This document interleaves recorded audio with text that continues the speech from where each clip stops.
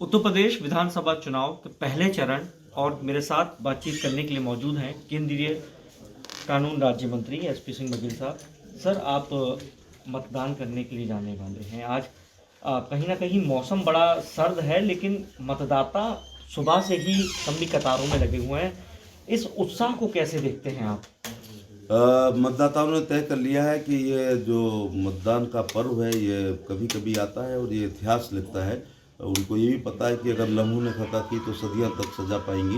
इसलिए मैं खुद करहल विधानसभा से चुनाव लड़ रहा हूँ, लेकिन अपने मत का प्रयोग करने यहाँ दक्षिण विधानसभा में भारतीय जनता पार्टी के प्रत्याशी योगेंद्र उपाध्याय जी के पक्ष में पूरा परिवार अभी वोट करने जा रहा है। मैं लोगों से अपील करूँगा कि सभी लोग अपने मत का प्रयोग करें, क्योंकि आपके वोट की चोट से अच्छे अच्छे गढ़ गिर जाते हैं और आप अपने माकूल अपनी लोक कल्याणकारी योजनाओं वाली सरकार को बनाने का काम करें। चुनाव उत्तर प्रदेश में है, पश्चिम बंगाल से मुख्यमंत्री आकर जो है प्रचार कर रही हैं दूसरी पार्टियों के लिए। क्या भाजपा को वास्तव में वो नुकसान पहुंचाना चाहते हैं या उनकी खुद की कोई राजनीति है? देखिए, ये एक मनोवैज्ञानिक दबाव डाला जाता है, लेकिन ममता जी का पूरे उत्तर प्रदेश में ना तो कोई एडमायरर है और ना कोई वोटर है। बहुत पहले, और अगर वो फासिस्टवादी प्रक्रिया ना अपनाती, बूथ कैप्चर ना करती, भारतीय जनता पार्टी के कार्यकर्ताओं को ना दबाती, हत्याएं ना कराती, तो बंगाल ही उनके हाथ से चला गया था। और 70 एमएलए भारतीय जनता पार्टी के आना, ये भी अपने आप में इस बात का प्रतीक है कि हम सेमीफाइनल तक पहुंच गए हैं। तो बहुत पहले चाणक्य जी ने कहा था कि ये राजा बहुत लोकप्रिय होगा, तो दुश्मन का दुश्मन हमारे दोस्त के सिद्धांत पर दुर्भिसंधियाँ हुआ करेंगी। ऐसी ही दुर्भिसंधि ममता बनर्जी और अखिलेश जी में हुई है। कल प्रधानमंत्री का एक इंटरव्यू आया। उस इंटरव्यू पे जो विपक्ष है, खासतौर पे कांग्रेस, उन्होंने कहा कि जब मन की बात नहीं गली तो अब 1 घंटा चुनाव से पहले टीवी पर आकर दे रहे हैं, लेकिन मन जो है जनता पहले से ही बना चुकी है। तो ये सीधा हमला प्रधानमंत्री पर, इस पर आप क्या कहना? अगर उत्तर प्रदेश के संदर्भ में उत्तर प्रदेश की देश का दिल्ली का रास्ता यूपी से जाता है, ये यूपी का चुनाव चल रहा है और आप ये देख रही है कि कांग्रेस कहीं कुछ दिखाई ही नहीं पड़ रही है।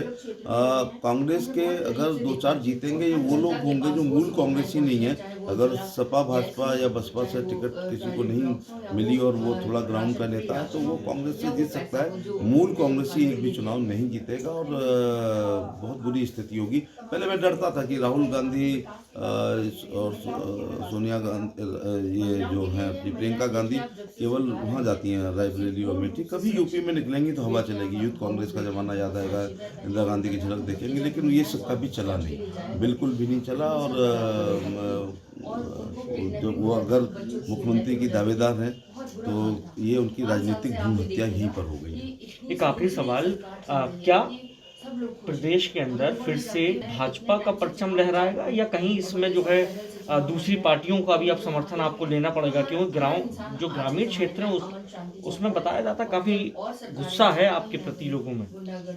अब मैं करहल 110 करहल विधानसभा से चुनाव लड़ रहा हूँ। राष्ट्रीय समाजवादी पार्टी के राष्ट्रीय अध्यक्ष ने सर्वश्रेष्ठ मानते हुए अगर उसको चुना है, तो उस सीट पर इतनी बड़ी चुनौती है। अखिलेश यादव जी ने नॉमिनेशन वाले दिन आपकी चैनल पर ये कहा था कि अब मैं 10 मार्च को आऊँगा, कार्यकर्ता लड़ेंगे, 1.5 लाख से जीतूंगा। और मैंने कहा था कि अखिलेश यादव, अगर एक हफ्ते में मैंने करहल नहीं बुला लिया तो मेरा नाम भी एसपी सिंह बघेल नहीं है। आपको बताते हुए हर्ष हो रहा है कि 6 तारीख को वो करहल आ गए। तो जाना चाहिए था भोगांव किसनी, या मैनपुरी बड़ा नेता डिस्ट्रिक्ट हेडक्वार्टर पे आता है तो करहल आ गए। तो कल एक पत्रकार ने परसों कहा कि आप तो कह के गए थे कि आप करहल नहीं आएंगे, आप करहल आ गए, आप भोगांव किसनी नहीं गए। तो पीछे से गाँव के आदमी ने आवाज़ लगाई कि गाँव में पड़ी मरी और अपनी अपनी पड़ी। तो राम गोपाल जी वहाँ कैंप कर गए हैं, धर्मेंद्र वहाँ वोट मांग रहे हैं, डिम्पल जी वोट मांग रही हैं, अक्षय वोट मांग रहे हैं, और वो तेज प्रताप तो भैंसिया बुकरिया और छिड़िया के भी पैर छूते हुए घूम रहा है। तो इसी से अंदाज लगा लो कि जब करहल में 3 नारे लग रहे हैं कि जिसने डाली नाक में नकेल उसका नाम एसपी बघेल, और अश्वमेघ का घोड़ा है मोदी जी ने छोड़ा है, और काहे पड़े हो चक्कर में करहल आ गई टक्कर में। नारे हमेशा ये लगते थे कि काहे पड़े हो चक्कर में, कोई नहीं है टक्कर में। नहीं, हम आज ये नारा रिलीवेंट नहीं होता है, टक्कर होती है, लेकिन ये नारा 8वें दिन अगर लग गया है कि काहे पड़े हो चक्कर में, करहल आ गई टक्कर में। और कहीं ना कहीं ये भी वजह हो सकती है कि आप बड़े लंबे वक्त तक मुलायम सिंह सर के साथ जो है रहे, उनकी सुरक्षा में, आज उन्हीं की बेटे को आप चुनौती देने जो है उतरे हुए हैं, तो ये बिल्कुल भी ऐसा आप लोगों को फीड किया गया है सेफी वालों ने कि कल तक मैं उनका, कल माने यस्टरडे, कल बुधवार तक मैं उनका चीफ सिक्योरिटी अफसर था और बृहस्पतिवार को रिवॉल्वर जमा करके चुनाव लड़ रहा हूँ।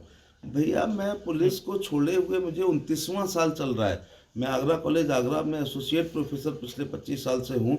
और दूसरी बात है कि मुलायम सिंह जी समाजवादी पार्टी छोड़ने के बाद मैं 3 सदन कर चुका हूँ।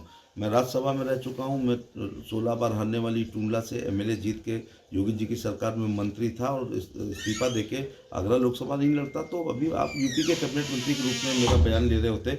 तो आगरा लोकसभा लड़ा हूँ, मोदी जी की कैबिनेट में हूँ और अब मैं वहाँ करहल में जाकर लड़ रहा हूँ। मैं ही वो भाग्यशाली व्यक्ति हूँ, भगवान का बहुत बहुत धन्यवाद कि इतनी शोहरत दी है, दौलत अखिलेश को दी है, शोहरत मुझे दी है कि मुझे सेफी परिवार के साथ चौथा चुनाव लड़ने का अवसर मिला है। मैं अखिलेश जी से, अभी आप लोग कहते हैं जैसे कल छोड़िए और आज मैं उनके बेटे से लड़ रहा हूँ। भैया मैं धरती पुत्र से नहीं लड़ रहा हूँ चुनाव में, ट्विटर पुत्र से चुनाव लड़ रहा हूँ। वो एक व्यक्ति पूजक देश है, वो बड़े बाप के बेटे हैं, इसलिए आप बहुत अखिलेश अखिलेश करते हैं। 2009 में मैं चुनाव लड़ा था और बाबू कल्याण सिंह जी का गठबंधन नहीं होता, मैं केवल 64,000 से आ रहा हूँ, नहीं तो उतने ही वोटों से अखिलेश हारते। और दूसरे में डिम्पल से लड़ा हूँ, फिर अक्षय से लड़ा हूँ चुनाव। और वो लोग राजनीतिक दुश्मनी अगर मानते हैं तो चौथी बार लड़के ये उनकी तरफ का राजनीति की दुश्मनी का लाइसेंस फिर रिन्यू हो गया। कितनी सीटें उत्तर प्रदेश में? और फिर 300 पार करेंगे, क्योंकि लोगों को ये देखिए, एक उत्तर प्रदेश की जनता ने एक नया काम, नई सोच शुरू की है कि 2007 में बहुजन समाज पार्टी की सरकार बनाई, बहुमत से बनाई। इसके बाद 12 में अखिलेश यादव जी की बनाई, जो ठीक से साइकिल चलाना उन दिनों नहीं जानते थे, पूर्ण बहुमत की सरकार बना ली। 14 में हम मानते हैं कि मोदी जी का युग शुरू हुआ, लेकिन मिरेकल हुआ, 73 एमपी आ गए। 17 में 322 एमएलए आते हैं और 19 में सपा बसपा गठबंधन के बाद हमारे 63 आते हैं। तो पिछले 5 चुनाव में जनता भरपूर दे रही है। तो हम लोग पहले क्या था, मुलायम सिंह जी को 4 से 7 की सरकार में हटाने के लिए हमको कमज़ोर माना गया, बीएसपी को लाए। फिर बीएसपी हटानी थी, भाजपा को कमज़ोर माना गया तो अखिलेश आए। फिर अखिलेश को हटाना था, इसी दौरान 2014 का पार्लियामेंट हुआ तो 73 एमपी आए तो कॉन्फिडेंस हुआ। तो जो एक पारी चल रही थी सपा बसपा सपा बसपा सपा बसपा राइट फ्रॉम 89, तो मैंने कहा था कि तुम सम पुरुष ना मौसम नारी और यूपी लूटो बारी बारी। तो वो चैप्टर क्लोज हुआ और मोदी योगी का चैप्टर शुरू हुआ। तो अब हम लोग आ रहे, कोई जनता में ये नहीं है। 7 में था बहन जी को हटाना है, 12 में था अखिलेश को हटाना है, और 17 में अखिलेश को हटाना है, और 22 में कहीं ये नहीं है कि योगी आदित्यनाथ को हटाने के लिए जनता तैयार हो।